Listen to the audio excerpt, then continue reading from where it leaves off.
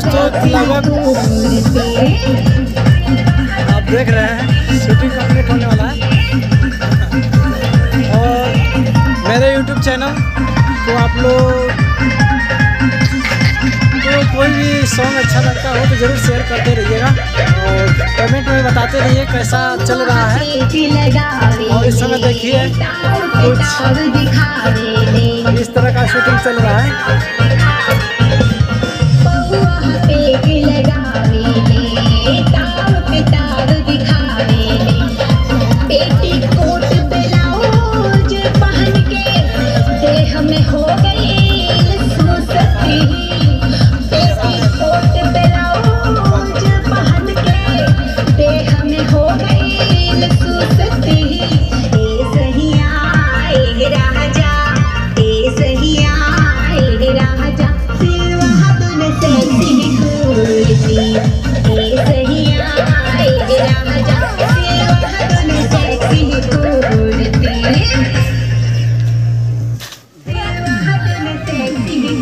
नमस्कार दोस्तों, कैसे आप लोग? देखिए आज के ब्लॉग में